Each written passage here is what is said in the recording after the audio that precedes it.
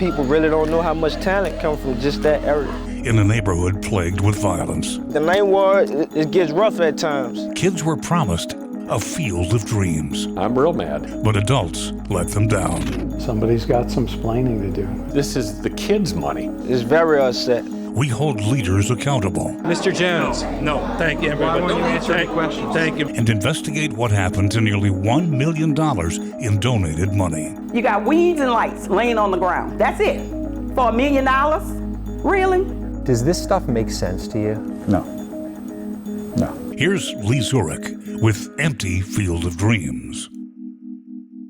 A football stadium like this, with turf, lights, bleachers, could have been a symbol of the city's post-Katrina recovery in the Ninth Ward. Instead, it turned into an example of what went wrong. We spent 3 months investigating the promises and the money meant for a neglected community, kids. It turned into their empty field of dreams. Man, I need to sit tight here. Didn't think I'd get emotional. A story that triggers tears. Sorry, need to compose myself here. A former politician I'm real mad. and football player sharing that pain. It's devastating. The story about $1 million committed to New Orleans kids There's going to be a lot of people upset about this. begins here We are live tonight from a place they call the Ninth Ward Field of Dreams. and here. A new state-of-the-art sports facility. If they build it, they will come. Exactly. Because nearly a decade ago, national networks jumped on the story. This isn't just about sports. The goal is to help a community get back on its feet. That exposure even caught the attention of the president. We see resilience and hope exemplified by students at Carver High School who have helped to raise more than $1 million to build a new community track and football field. Their field of dreams for the Ninth Ward. The Ninth Ward Field of Dreams, a big dream of a New York transplant, Brian Bordanek, a teacher and athletic director at Carver High School. I think it shows to our students that, look what can happen. Look what can happen when we put our mind to something. The dream to build a football field on the school's Katrina-ravaged campus. It could be a symbol of rebirth. It could be a rallying point for the community. Mark Ripple and his architecture firm designed the stadium for free. He estimates as much as 1,000 hours of pro bono work. We spent 5 years on the project. Bordanek worked the phones, the streets, and the media. He had nearly $1 million in the bank, with another $400,000 pledged. But 10 years later, the Field of Dreams is just Some weeds. It's an empty lot. with a nearly empty bank account. We're out here where we have seen the overtopping of the levee. We want to show you real quick. Take a look behind us over here. That's where the levee is overtopping. Parish President Gordy Dove, come step over here just for a second. You saw it here on Fox 8 first. The problem is you have a north-south levee and you have an east-west levee on by the large, and all this water is funneling at one point, and it overtopped our levee here. We call for an evacuation. A lot of water pushing over this area. We haven't seen anyone come out of their homes. They know how to ride out a storm here. Again, it's water's quickly rising. That situation that we talked about just a moment ago, we reached out to Fox 8 viewers and they responded within 5 minutes. 2 separate people were out here with boats to try and help these folks rescue these horses from the water. I was just told that in some parts of this field that has been flooded, it's 12 feet deep, certainly too deep for the horses. They were up to the top of their neck as they were trying to swim through this area. Now, the gentleman that we spoke to earlier, Sean Odemont, he's on that boat right there, and there they have them, both horses. He says they don't have names, but certainly he wants them to be high and dry, and I think they're going to be much happier once they come out. We have Rob Masson now live with another apparently breaking story. Rob, can you hear us? We hear you, Nancy, and what you're looking at is a Coast Guard helicopter leaving the Houma airport, going to check out those people in Montague you've been talking about all morning. They have been engaged in rescues. I'm told that there were HESCO baskets in that opening there, and basically the water came through the HESCO baskets and now flowing into this community. Pelicans crowd the skies above Louisiana's Queen Bess Island, and each spring Their population explodes. The Louisiana brown pelican rates as one of conservation's great success stories. Virtually wiped out half a century ago, today biologists say the state bird numbers close to 50,000. But Queen Bess is steadily sinking and eroding. During breeding season, a few thousand pelicans cling to 5 acres of real estate, surrounded by a rock barrier installed in the 90s. Queen Bess was in the bullseye of the Deepwater Horizon oil spill. Now, fines from the 2010 Gulf spill pay for the island's revival. A $10 million project now underway creates instant land, raising the height of the island. You can't bring heavy equipment into a nursery.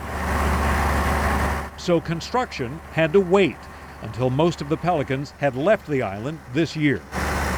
On the day we visited, one lone bird hung out close to its nest near the dredge pipe. Contractors must wrap up their work before the birds start nesting again in the spring. This is a very hectic situation happening right now. We're right at the corner of Canal and Elk, and I'm just going to go ahead and step out of the way and you'll see exactly what is going on. We know earlier this morning we were receiving word that the Hard Rock Hotel, or what was going to be the Hard Rock Hotel, was under construction, partially collapsed, and this is a very large building, so partially means that it was a huge portion of the building collapsed into the street.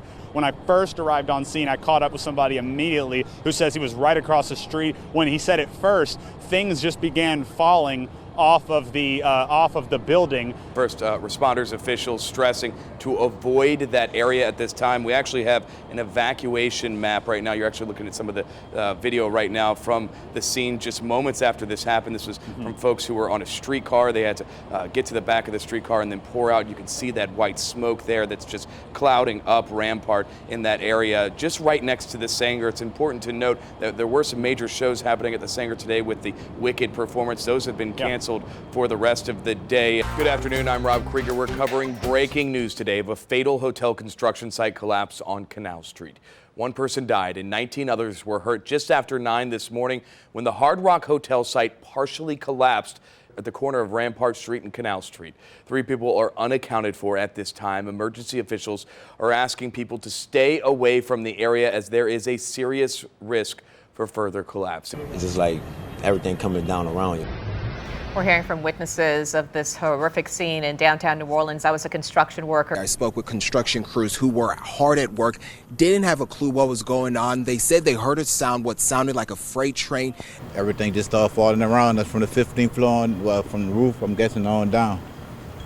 That's all. Everything else is me just trying to get up from out of there. The building just started collapsing in front of me, and all I could do was run because you see the ground falling. It's like a movie, man. You see the ground falling. And I seen the ceiling collapse down. Then I just seen the neck. Then I had to just ran to the back of the building. I seen one guy as we climbed down the back of the building, down the stair shaft. See another guy who was hurt. We had picked him up and carried him out the building to safety. He wasn't even scheduled to work today and was working overtime when he was caught in the building collapse. Urban search and rescue crews stopped their search today after 2 attempts. A search and rescue volunteer tells us they're unable to go back into the building until it's been stabilized. Oh my God. It really makes me sick at my stomach. A hotel construction collapse, possibly caused by shoddy work. The floor had dropped like a half an inch or so. The floor dropped a half an inch? Yeah, he said stop because the floor was dropping. As we were taking it down, the floor was dropping like a half an inch or so. But where were the city inspectors? It appears it was very easy for y'all to find that they weren't doing their job. There's a reason why we have inspections. You understand there's a lack of confidence from New Orleanians in this department. A Fox 8 investigation uncovers city inspectors falsifying documents, falsifying those inspections. I believe that if those accusations are true, then that person needs to be fired. Is it appalling to you, though, if it is the case that an inspector didn't go to the site and then recorded that he or she did so? Oh, absolutely, and absolutely. Tonight, we look back at our investigation that led to resignations and overhauled the department. This is a very serious thing. That's fairly damning evidence. There's lack of management, there's lack of supervision. Here's Lee Zurich with Inspecting the Inspectors. October 12th, 2019, a quiet Saturday morning here in downtown New Orleans until the 18-story Hard Rock Hotel under construction collapsed. Afterwards, workers told us about poor construction standards. Yeah, they were rushing. I started taking days off because I felt it was unsafe. You felt the site was unsafe, or? Yeah, because they were rushing. I just felt it was unsafe. So literally the concrete above you dropped a half an inch? Yeah, it dropped. Well, when you see the pole shows bent, you can tell that it was coming down a little bit because the pole shows were bent on an angle. It usually be straight up like this, and it was bent like 90-degree angle. So that tell you right there something was wrong. But we wanted to know more about the city inspectors who visited the building. If shoddy work was that obvious, that common, why didn't these inspectors see it? Right after the collapse, we started asking the city for inspection records and then GPS records of city inspector vehicles. What we uncovered, a city department mismanaged and inspectors falsifying records. It is like a circus. It is like a dangerous circus. Oh, y'all man. For the kids to dethrone staff. I like that Glock. That's always their ultimate goal. You wanna spit in your face? You wanna boy, your staff over here beat up back here. It's been quite a while that we've been fighting these issues. A longtime employee of the Juvenile Justice Intervention Center speaks out about what goes on inside the facility. The employee is responsible for the everyday needs of detained juveniles, from their welfare and educational needs to guarding and discipline. A lot of people just feel unsure, uneasy. A lot of males, when they're working, they are afraid to do their job, to sort of manipulate the situation, to try to overpower the situation. The employee says what went down inside the Juvenile Justice Center August 15th wasn't the first time chaos broke out. That's when it got real. And the kids were out of control even with NOPD. 63-year-old John Leonard, arrested for DWI, his first offense. Leonard forced to sleep on a concrete floor, stuffed in a filled holding cell for 11 straight days. Israel Hammond, arrested for possession of a firearm and drugs, including marijuana. For 12 straight days, the only time he left the cell was for his 3 times a week shower. Police picked up James Blanchard for disturbing the peace.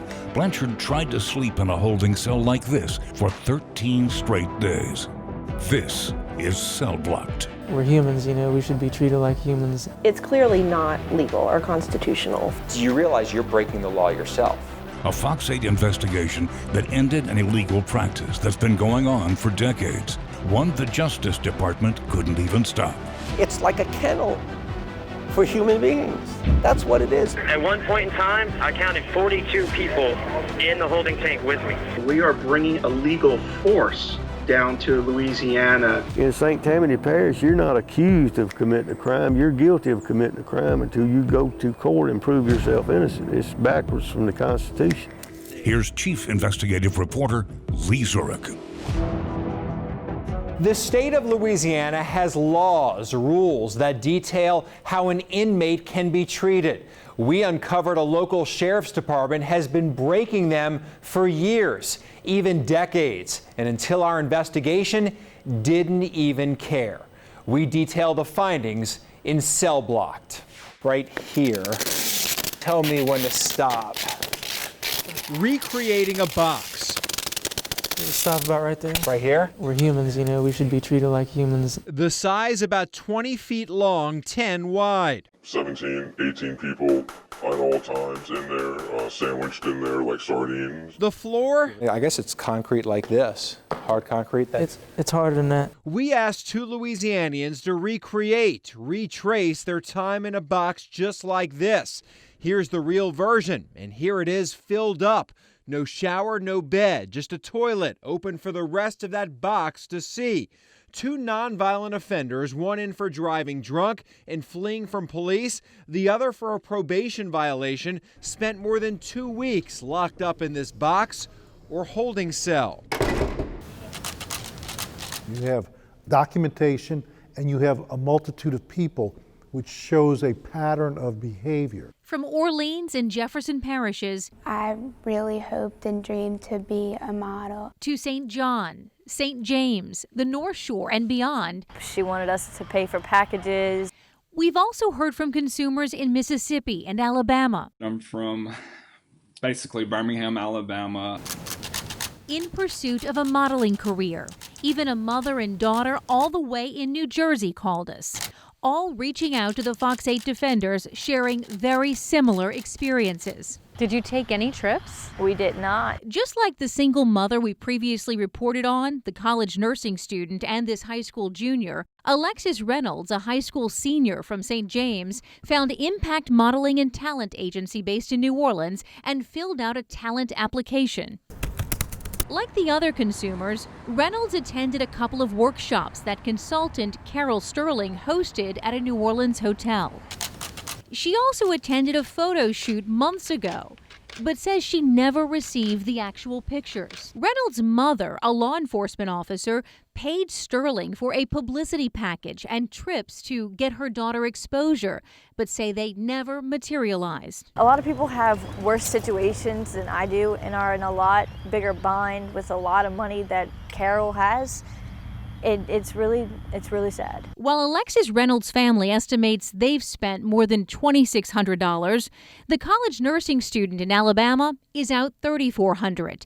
The high school junior paid more than $2,000, and the single mom more than $14,000. Just a handful of a much larger group who say this has shattered their dreams and impacted them financially. In the midst of the COVID-19 crisis, nurses are on the front lines. It's extremely stressful because they are super sick. This Tulane Hospital ICU nurse, who does not want to be identified, says it's the hardest thing she's ever had to do. These patients are sicker than sick. I mean, we run anywhere from 2 to 10 drips on a patient a day. We paralyze them, we flip them on their bellies to help them get more air exchange in their lungs. She says the COVID-19 patients in ICU need almost constant attention. And because there are so many patients, nurses are expected to take care of at least 2 of them a shift. And we're not even really protected because we're issued 1 gown and 1 mask for our entire 12-hour shift. And we're hanging these masks and these gowns outside of the patient's room, so if they're positive germs are like all over the hallway. Suzanne Linden paid $159 for a drive-up COVID-19 antibody test. I was feeling tired, I was having headaches, and I was just paranoid about having the virus. Dr. Kelly Birkenstock, who operates skin clinics in Mandeville and New Orleans, told her she tested positive for COVID-19. And they told me I was positive. I was in shock. So shocked, Linden wanted a second opinion. Got a doctor's order to be retested at Ochsner, and those test results came back that we were in fact negative, not positive. Before Linden's test, she says she told Birkenstock she had minor symptoms. So you didn't have a fever? No. You didn't have a cough? No. Did she say you had coronavirus? Yes, and she gave me a slip saying that she circled positive for coronavirus. But even with minor symptoms, Birkenstock prescribed a trio of medications, drugs she claims to prescribe for every patient who tests positive, in several online videos. If your COVID test is positive, depending on your symptoms, we give you 1 of 2 sets of prescriptions. All of them contain the hydroxychloroquine and the azithromycin, as well as zinc. So after telling Linden she tested positive, Birkenstock prescribed her the powerful antiviral drug hydroxychloroquine. We sent a photographer to her office to get tested. He returned a negative result, but Birkenstock still had a recommendation. The other thing is the MMR, which is just a little measles booster. That has absolutely 6 research articles, again, on my Facebook and on my website, research scientists that are showing how it blocks the COVID pathway. Still wearing a mask out of an abundance of caution, Yvonne Walters says she's still trying to understand what happened the past month. My voice hasn't come back 100%, but and then I'm still a little weak, and I still get a little winded. The 27-year-old nursing tech thought it was just the flu, but noticed she had trouble breathing. She said the thought of coronavirus never crossed her mind until she went to the emergency room and doctors asked if there was someone she could call. She was going to be emergency intubated and eventually put under a medically induced coma. Last conversation I had with my mother. How did that go? She told me to let the doctors do what they need to do. I just told her that I will speak to her again. We're looking at 3 generations right now of COVID-19 survivors. Yep, that is correct. Jackie LeBlanc, her 6-year-old daughter Amelia, and her mother all tested positive for the new coronavirus, and all started having symptoms around the same time. Just to breathe hurt so bad.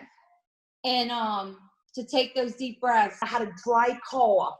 And I remember every time that would happen, I couldn't breathe properly. I felt like somebody was taking my breath away from me. And then every day that went on, I kept getting weaker and weaker, and I didn't have any taste, no smell. I had like some kind of like hot headaches. Just above the skyscrapers, the Air Force and the Air National Guard saluted the essential workers on the ground, on the front lines of the pandemic fight. It's beautiful, unbelievable. The blue skies seemed meant for the day. The Gretna Levee proved a prime viewing spot. People took to rooftops. At University Medical Center, dozens of doctors, nurses, and technicians gathered atop the garage to watch an air show meant for them. It means a lot. It helps us feel appreciated. What was running through your mind? The planes are very huge. 2 giant B-52 bombers, older than most of those watching. The first came off the line in 1952. And 2 F-15s, by fighter jet standards, cruising low and slow over New Orleans hospitals. It's been a tough few months, hasn't it? It has been tough. It's been tough. It's been very challenging to come to work every day knowing what we're up against. A few civilians picked the garage roof for its vantage point and found themselves sharing the moment with healthcare professionals. But as the nurses and doctors trickled out and the bombers started to fly over, it just sent chills. It was such a perfect location. What's it mean to have the U.S. Air Force do this and go to this trouble? Oh, all their patriotism and our feeling of pride, and that our sacrifices are meant something to everybody. The Air Force meant it as a visible reminder of American solidarity against an unseen enemy. From the ground, the salute was returned.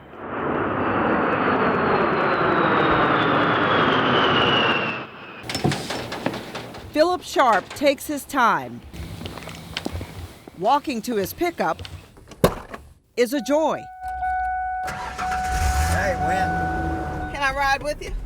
Yes, if you trust me. I've never ridden with a person that's 109 years old before. His hearing is nothing to shout about, but his mind is as sharp as his name. Do you have a hard time driving, or is it easy for you?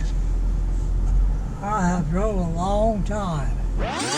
Born in 1909, the first year Abraham Lincoln's face was on the penny, Sharp was always more comfortable on a horse, as a cattle herder and a farmer. And he loved cars. I drove old T-models, I drove trucks, I drove everything but an 18-wheeler.